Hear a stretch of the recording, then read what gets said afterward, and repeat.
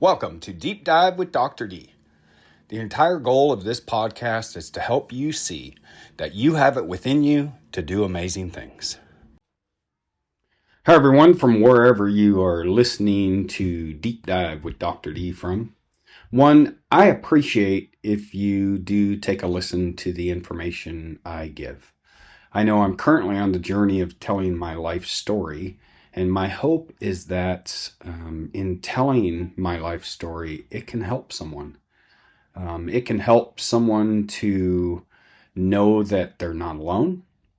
It can help someone to know that there is hope. It can help someone to know that they can turn their life around. I will be continuing today to talk about what is really one of my really dark periods of my adulthood. And I have to say, doing this is both helpful for me, and it's always a little hard. It's a little hard because I've done things in my life that I'm not proud of, that I'm ashamed of, that I feel guilt. Right? And some might say, oh, you've changed your life and you've healed and you're helping other people, so you shouldn't feel that way. Well, here's what I'm going to start this one with.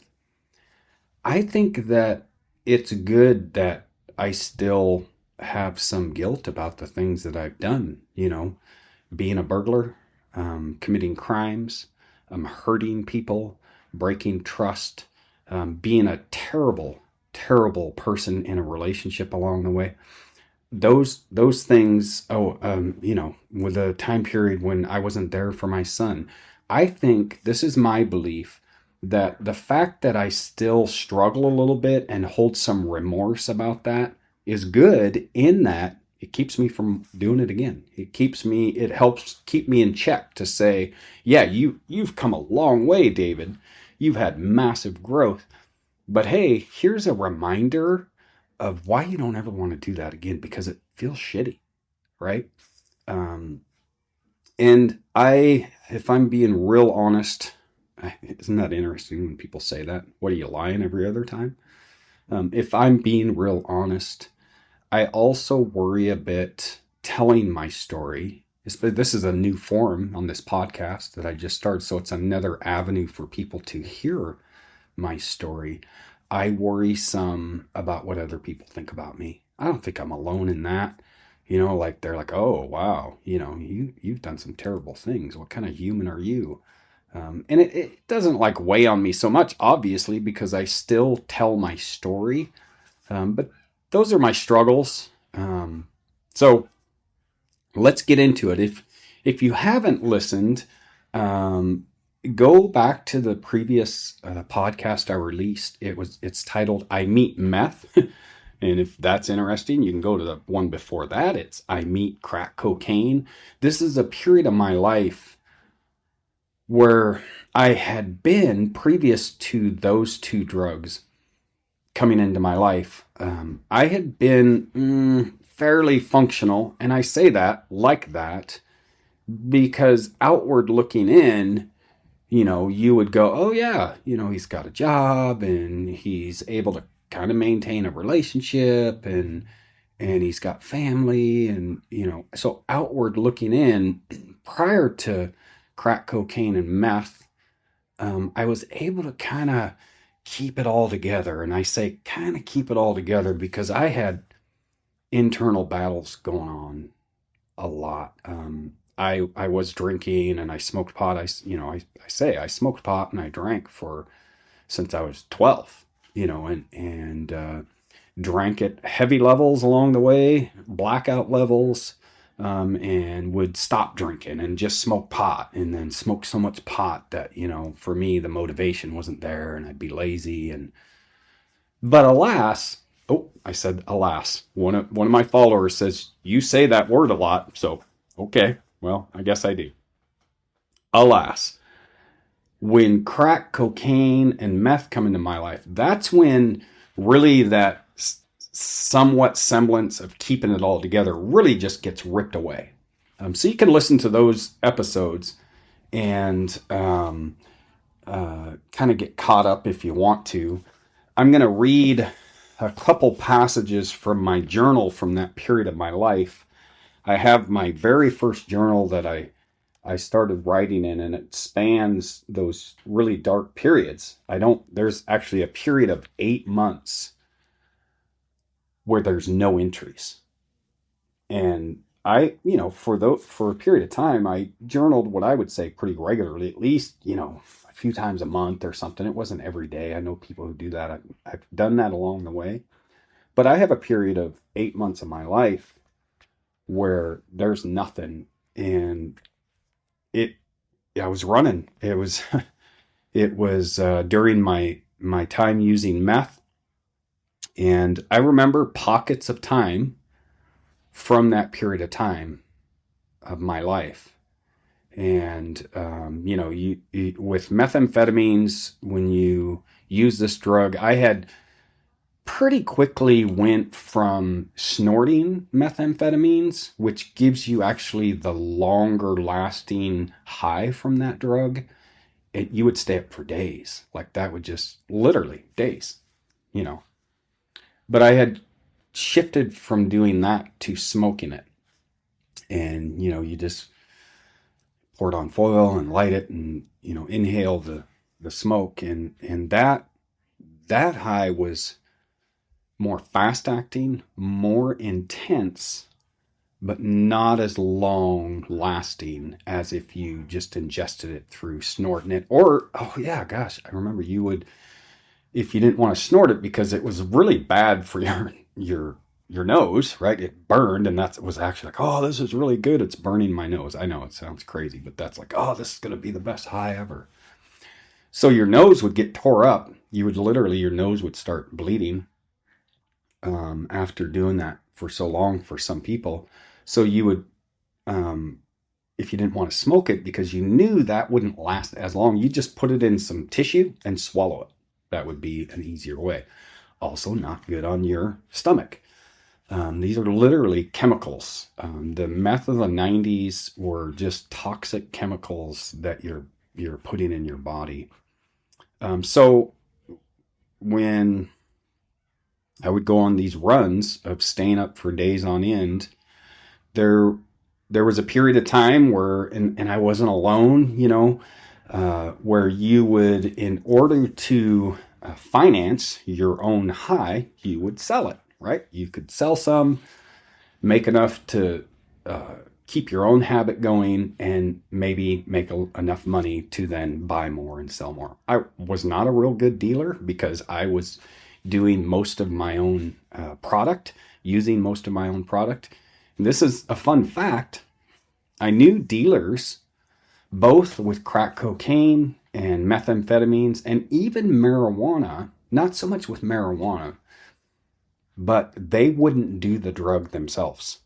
A really good dealer is not doing the drug themselves because they know. In fact, the guy that I used to go to his apartment on Center Street in Tacoma to get crack cocaine, he was a super cool dude, and he did not do the drug. He didn't, because he knew, right, what was going to happen if he did the drug. Methamphetamines, I don't remember meeting, any real good dealers that didn't do this. Drug is a powerful drug, and it's interesting, the world of users with crack cocaine and the world of users with methamphetamines were pretty different. With methamphetamines, the paranoia and the your thinking is just like off. You're just like thinking people are following you, thinking people are watching you. Now, so imagine the people you're using with, you didn't really trust them either. There was a lot of just unrealistic thinking, just psychotic thinking, like just crazy, like, oh boy. I remember I had my car. I think it was an 85 Mustang, and I used to just drive all over the county delivering drugs. because, I was a dealer. I wasn't that good of a dealer. I do remember getting roofied once.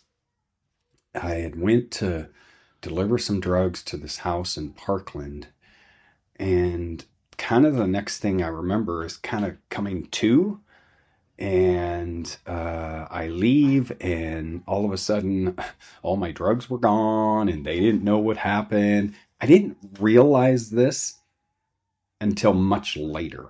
That I was thinking back to this time period in my life. I hung out with a group out in the Parkland Spanaway area. I just remembered I met this girl through a guy. You just have all these drug world connections.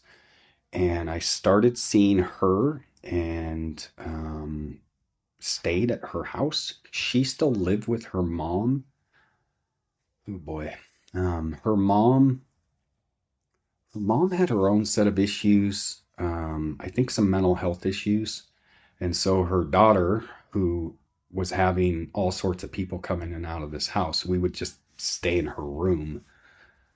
It was not a good situation. I remember this guy I used to hang out with. He was in the meth world again. We're going to be big time and we're going to be big drug dealers. And we hung out for a while. In the previous episode, I used to do what's called mailbox shopping. This is mid 90s. This is before the internet era. You paid all your bills through the mail, or you physically went to a place. You didn't pay for anything online. So mailbox shopping, I don't think it happens as much now. What you see happen now is people steal your packages off your porch, right? Porch pirates. I'm sure a lot of druggies do that. But mailbox shopping, what you would do is you would just go in the middle of the night and just go check people's mail, and you would look for credit cards or credit card offers. And I had the nickname The Jackal. Not one I'm proud of, but it is what it was during this time period in my life. And so I would go and do mailbox shopping and just grab mail. Oh God. And get credit cards and activate them. That was the goal. That's what I was looking for. But I also kind of figured, and I don't remember exactly how I did it, but I would call and apply, or pre-approved credit card offers, and act like the person and say, yeah, I want your card, and then they'd send it in the mail. So I would keep checking that mailbox until that credit card came, and then I would call back and activate it. That was one of the crazy behaviors I did.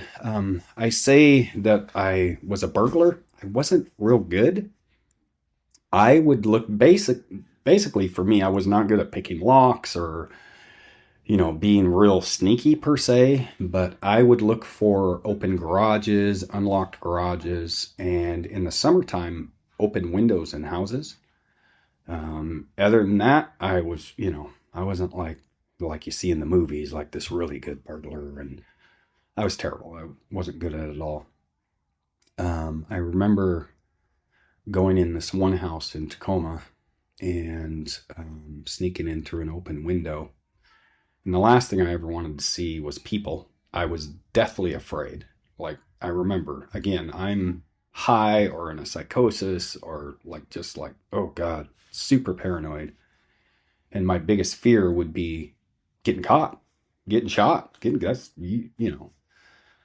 I go in this, it was kind of a house that was turned into an apartment. I crawl through the window and I'm just, sneaking around, and it's dark. And so and what did I steal? I don't know, anything of value that I could fit in my hands. Never really had a plan. It wasn't like, oh, I'm going to, plan my criminal behavior. It was usually on a whim, or I needed money. So, and I go in this house and I'm looking around, and I look down this hallway, and there's a door open to a bedroom, and I see a couple sleeping. Whew, that was the first. I turned around and tiptoed and got the hell out of there. I do remember getting chased a couple times when I would do things with people, making noise. And I'm just fortunate I'm not dead or in prison, maybe still, I don't know. This has been 30 years ago, 30 plus years ago. Um, so that was the stuff if you followed my story, you remember Lynn Gilmore, the guy that I met. He pulled over on the side. It pulled me over when I was walking on the side of the street when I was just a teenager, and he asked me if I wanted work, and well, that's not what he wanted. He wanted to sexually abuse me, and that's what started happening. Well, that relationship, he would be in my life in some way from then when I was 13, 14 until I was 29 when I find a life in recovery. And I ended up just using him as a source of income, a source of money. And I remember when I started doing meth, I would go to his house, and he lived in at the time, what was a pretty nice neighborhood in the Parkland area. And man, I was just filled with rage and anger. And so I was sneaky. I thought, oh, I'm going to get him. And so I would call him and say, hey, you want to hang out? You got any work for me? And he always was like, he was always wanting to show me previous to this time. And I think he was trying to educate me on financial health, but he was wealthy and he had this stack of credit cards in this credit card wallet, like 30 credit cards. And, he was just like so cool. Well, when I started doing math, I went, I'm going to show him. So I stole a couple of his credit cards from him and I started using them. I would use them at gas stations, or I would call places and make orders and pick them up. Again, pre-internet stage, pre-internet era. So if you wanted to use a credit card, you had to physically go somewhere and use it. And this was a period of time when they would ask you for ID. So and you know what, to be honest with you, yeah, I think you could use them at gas stations. I think we were there maybe. But so I stole a couple of his cards. I'm like, this is easy pickings. And I would call, somehow I figured out a way to use them was to call in orders to stores and give them the credit card number. And then you would go in to pick up the order and you would have to show them the card. And I would just say, I'm Lynn Gilmore, right? Wasn't. Anyway, and I did this at Nordstrom's at the Tacoma Mall and had gotten away with it. So I was like, oh, this is perfect. I would actually order stuff that my dealer wanted, and then I would trade it for drugs. So I had done this. I had called and I went in to pick up the order, and I think I'm being slick, you guys. It was just like, are you really?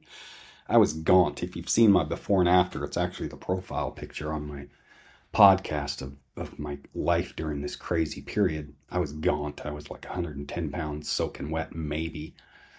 And I looked high. I didn't think I did, though. I thought I was just so slick. So I go into this Nordstrom. I was actually with that childhood friend of mine that I think I brought up in my podcast, Julio. Him and I were doing drugs together and kind of running and gunning together a little bit. I'm like, hey, come with me. Let's go pick this stuff up. And so I, strut into Nordstrom's thinking I'm cool. And I go up to the counter and they're like, oh, yeah, just wait 1 second. Yeah, no. So here comes store security. Boom, they arrest me right on the spot, bring me back in the office, and I'm just, oh God, I'm screwed. But I clam up and I, don't say anything. And I'm trying to remember, I think I did go to jail. Yeah. Okay, so here's what happens. So Julio, he really wasn't, he was just there. And I'll never forget the loss prevention person, because I actually I had done that work before and I would end up doing it again. It's part of the positive side of my story in recovery, is I would be able to go into this field again. But at the time, I'm the criminal. And the loss prevention person was trying to get me to admit. And I was just like, I ain't saying nothing, call the cops, blah, blah, blah. So I think they did. And I think I went to jail. I don't remember for sure. But here's the interesting thing. I think I was also during this period. I know it, I must have been. I would go to his house, the man who sexually abused me, who now I had stolen his credit cards. I would go to his house in the wee hours, middle of the night, and I would be like, answer the door, tell your neighbors what you did, because he had the image in his community that he was just like this pillar of the community, the pillar of his church. So when I had met meth, I had decided, I was going to out him. And I remember he would come to the door and be like, David, come in here. He didn't want me doing that. Now, he never pressed charges. Not that I'm saying that because I'm proud of it, but interesting that he never pressed charges. So that was some of the behavior. I did a lot of my running around out in the Pierce County, Spanaway, Parkland area, some in the Tacoma area. Got lots of tickets because I was high and speeding usually, and I had lost my license. So my driving record, I actually still have my old driving record, became pretty lengthy with driving while license suspended, speeding, and no insurance, because if you don't have a license, you couldn't get insurance, and I didn't get it anyway.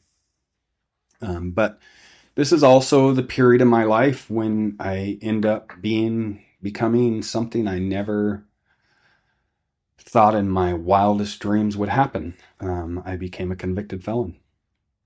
I had gotten the drive. When you get a driving while license suspended, that's actually a criminal charge, but it's not a felony, it's a misdemeanor. So that had been happening. But the felony, that changes your world in a lot of ways. And it's during this period of my life that I end up with 2 felony convictions due to my behavior, rightly so. And I was fortunate. I didn't get caught for a lot of what I was doing. My family life during this period was non-existent. My family were those drug users that I was hanging out with. I remember one Thanksgiving, it must have been in fact, the Thanksgiving of 95, that I went to my aunt and uncle's for Thanksgiving. And I remember just feeling so uncomfortable and just not, obviously not wanting to be there, but feeling like I wasn't a part of that family. But I remember that going there. But I didn't have a relationship with my family at all. When I had went to treatment the first time for crack cocaine, I actually, if you've been following along, I went and tried staying at my mom's, but her boyfriend at the time, he was still drinking and smoking pot, and that didn't work. Anyway, during the meth period of my life, which was about a year and a half, family was non-existent. I barely saw my son, which brings me to my ex-wife now, Cindy, who she had 2 new relationships during this pocket of time, about a 3-year window. The first one was with a guy named Rob, and she was with him when I went to treatment the first time for crack, and then we come to find out he'd been smoking crack the whole time, which was ironic enough. And I'm not dissing or being mean-spirited towards Cindy, but she was, there was a, like, you can't do that, but it's like her freaking own boyfriend was doing it. And my son was calling him Papa, I think. I never liked that. I didn't want my son calling anyone else dad. I wanted to be his dad, but yet I was doing drugs. So, and then she got together with, oh geez, I just lost his name, with another guy. And she had moved out to an apartment in Steilacoom. And him and I ended up doing meth together. Keeping in mind, if you remember, my history, Cindy was raised in an alcoholic family, with her dad being an alcoholic and her mom being classic codependent. So that was kind of her picker. So when she dumped me, rightly so, she picked Rob, which initially he was a good guy, but then he had his own issues with drugs. And then, God, I can't think of that guy's name. She got together with the other guy, and she was with him for a while. And he ended up doing meth, and him and I would do meth together. So Cindy went through a lot with the men in her life, myself included. And so family, it was not good financially. Obviously, it was non-existent. When you're in that deep drug world, you're not paying your bills. I didn't have a place to live. Yeah, home life. I would kind of crash at my stepdad's just off of 6th and Cushman, but it got to the point where I couldn't stay there anymore because I was only using him, and he kind of caught on to that. I would only use that couch in that living room, and I would sleep for days, right? With methamphetamines, you have this crash after you're high and you're up for days on end, or a week or 2 weeks. I think for one period, I was up for 2 weeks straight. Imagine just what your body does in response to that.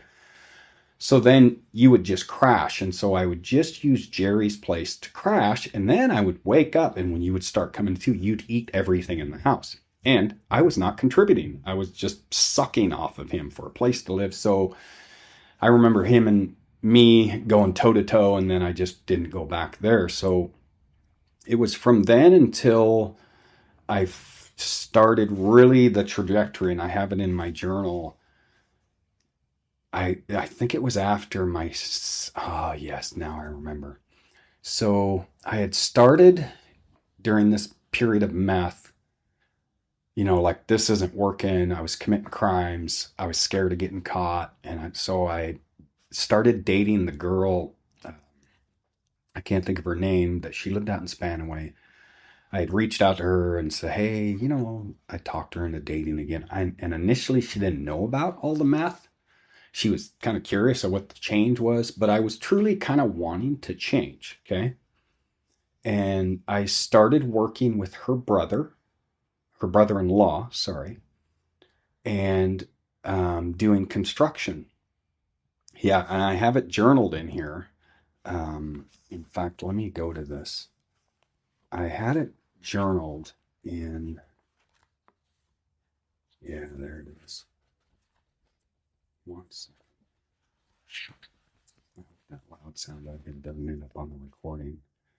So this is November 8th of 95. So and I want you to hear this in the way that you can receive it, because people are like, you just need to quit. And for a lot of people, it's a process. Like I was wanting to quit. I was wanting to change my life. And so this was during that period. I was staying out at her place. She was letting me stay there, and I'd gotten a job with her brother-in-law. And there is a church in Olympia, Washington that is still standing that I helped build. It's off of, I think, Black Lake Boulevard. Today is day 14 of my attempt to quit smoking. The attempt is going well. I'm finding it hard at this time to cope with the situation I'm involved in. The problem is Robert. Now, mind you, my mental state during this period of my time, I'm literally kind of withdrawing a lot of ways from meth, and I was trying to not drink. So I was probably not a fun person to be around myself, alas. Oh, I said the word alas. I say it a lot. I said it again. Is Robert. It seems to me he has a problem with everything in his life, and he's been in every situation there is to be in. And he is not at fault for anything, and he's got the answer for all. Now, I try my hardest to worry about nobody's problems but my own, and I've made a decision to not judge others, but I hear his stories every single day at work, and I'm all too often wondering how true his stories are. The other problem is he puts down his own wife and the woman I love. And I've made a decision to make it clear to him to not put down my girlfriend in front of me again. I try my hardest to appreciate what he's done for me, but on one occasion he said he does things for people so when he needs something, they'll feel obligated to help him. I don't want to continue, and that was the end. So I remember this time period in my life. I was truly trying to make change. I was making change. And I was struggling, when I read that now, I was struggling in a lot of ways with some of his same views. but I was wanting to make change. So this is the when are we here? The winter, November of '95. And it would take a few months because I would end up back in treatment in March of '96, which would be the real catalyst for positive forward movement. Now, this is where family does come in. And I asked my brother about this, and he said it was okay that I talk about it. My brother, Bob, he's who I was raised with. I have, I think, four other half brothers that I've never really known. But Bob, he'll always be my hero in my eyes. He's 6 years older than me. I know he did his best to try to protect us as kids from the chaos of our life. I'm sure he did. I know he did in a lot of ways the best he could, but he was a kid himself. But and he's someone I've always looked up to. I do to this day. He's this guy in every sport he's been good at. He's like probably one of the best golfers I've ever seen golf. Like that's his real sport. It's been his real sport for decades. And I know, has always wanted what I think all of us kids have always wanted. With seeing our mom behave in the way she did, what we wanted was kind of the opposite of that. We wanted to meet someone and have a good, healthy family life. And I know my brother struggled with that. His first marriage ended with, its own chaos. I won't tell his story of that. He did get out of that first marriage his four amazing girls. Excuse me. And then his second marriage was, I remember Kristen, I think was her name, was a period of my brother's life. This is the yuppie era of the '90s. And if you are in my age group, you remember yuppies. And my brother was kind of a yuppie. He lived in Seattle. He lived in West Seattle. And my brother always drove cool cars. And he always had this image of, and he was in some ways, I'm sure, doing well in life. He always dressed well. He always drove nice cars. I remember his condo in West Seattle. In fact, he let me stay there, him and Kristen, during the crack period of my life. And here's where it gets interesting. And it was like, it's kind of skewed my view of, doing the right thing. Is he's always been a hustler. He's always done what he's had to do to get by, jobs, right? And he, on the side, was delivering newspapers. I think the Seattle Times. And again, this is in the '90s, so newspaper routes were big. And he had a motor route, a car route. And this is when I was kind of trying to quit doing crack, I think. But I used to smoke crack with my brother, and he always said, you can't tell anyone. You can never tell anyone. Because he was able to, I kind of envied him. He was able to do it and still keep his life together. So him and I would, on some occasions, I'd go up to West Seattle and I'd go on his paper route with him, and we would smoke crack cocaine. And this shows you the difference between, I guess, and crack's a powerful drug. I don't want to be dismissive of that, but the difference between crack and meth. So when I ended up in my meth days, I remember he wanted to try it. Of course, I couldn't tell anybody, and I never did until really now. This is the first public time. And again, I asked him, he's like, yeah, you can say what you want, right? So, but I remember he tried meth and he did not like it. He didn't want anything to do with meth. He's like, oh no. Yeah, so when I think about family, and that really for me, because my brother was always, during his yuppie years, and always, he was my mom's favorite, and he was viewed as the goody two shoes, and he could do no wrong. And I guess I didn't have to, but I did. I kept that secret from our whole family. Really, if you're listening to this, until now publicly. And I asked him 6 months ago when I said I'm going to write a book, if I could talk about it. And he said I could.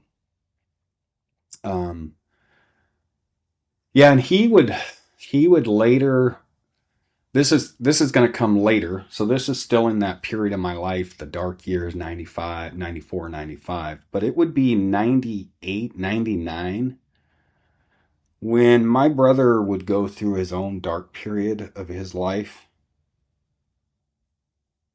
And I had never seen my brother show vulnerability, being really real. But when his second marriage ended, for my brother, that was, I think he would agree, that was his really dark period because he would come and live with me um, in Puyallup for a period. And I love my brother. My brother and I, it's an interesting thing. I know I'm kind of out of that dark period, what I said I was going to talk about, but my siblings and I don't think we're unique for families that have grown up in trauma and chaos. It's like we're close. Like I love my brother. I love my sisters. But we don't talk much. We don't. And we'll talk when we talk. It's not like, why haven't you called me? And it's like we're beyond that. It's so dumb.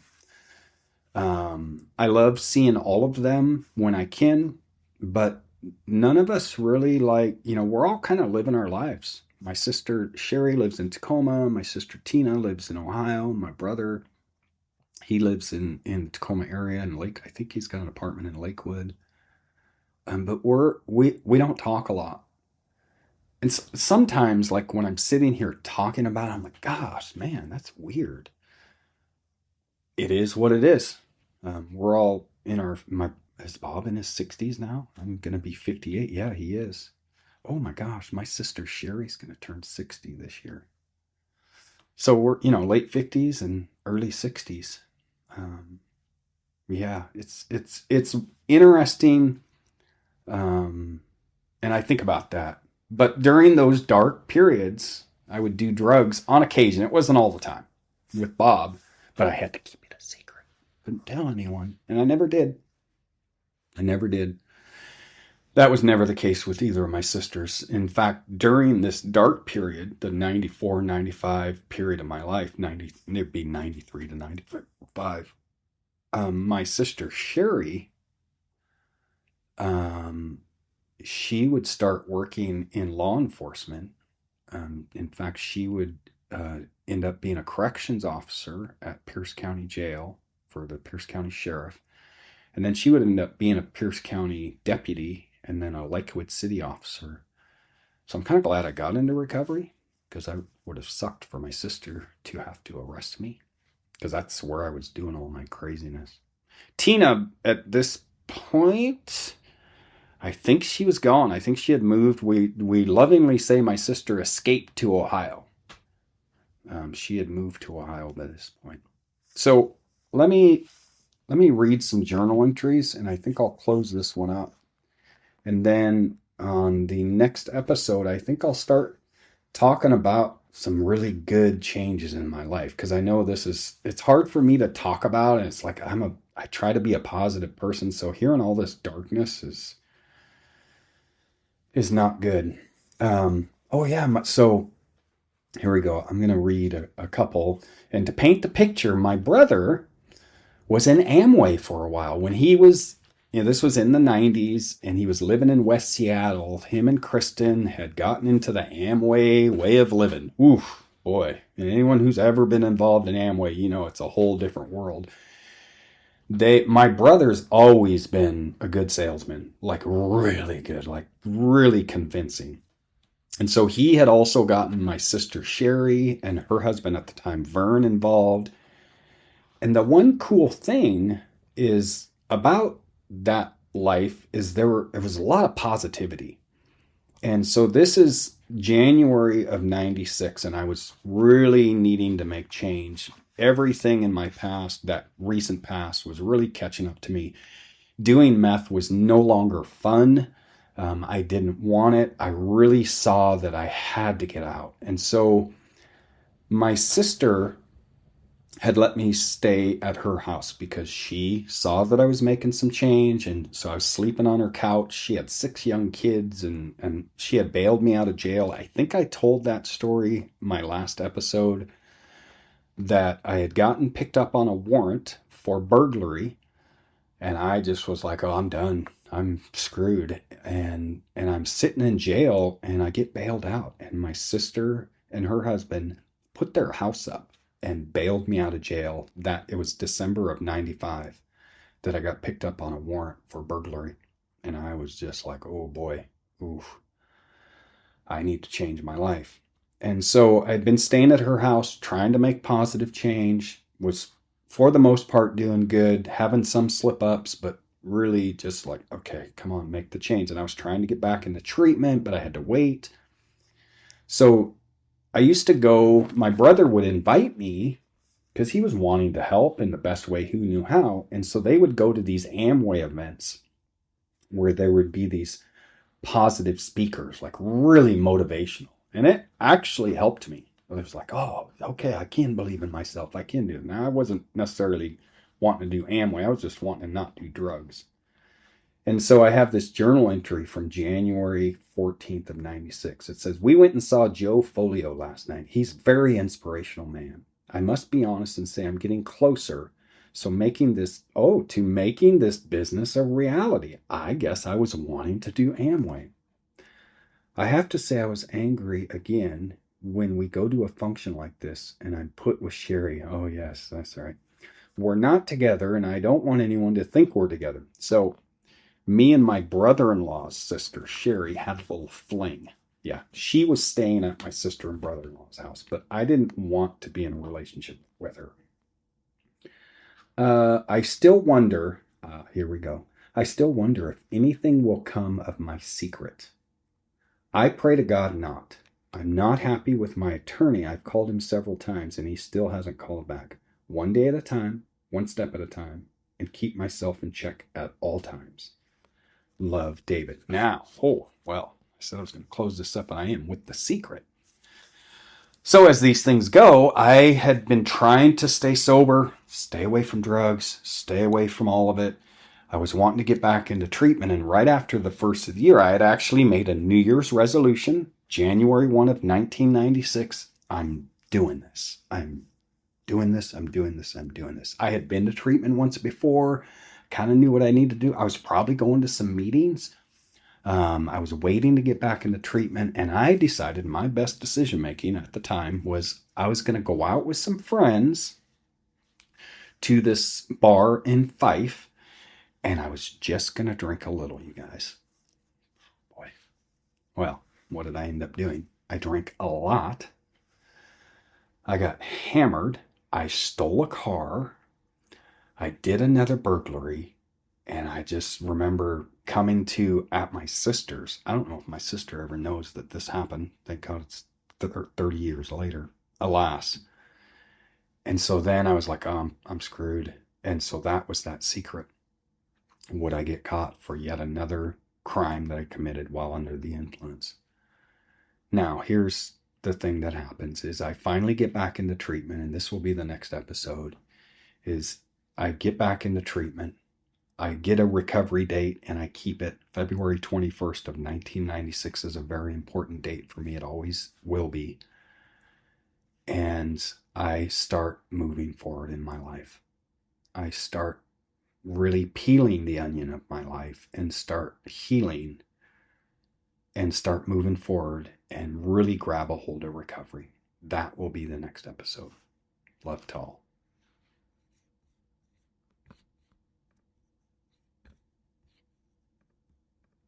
As always, thanks for listening. Episodes are released twice a week, Mondays and Fridays. You can also follow me on my other social media channels in the description.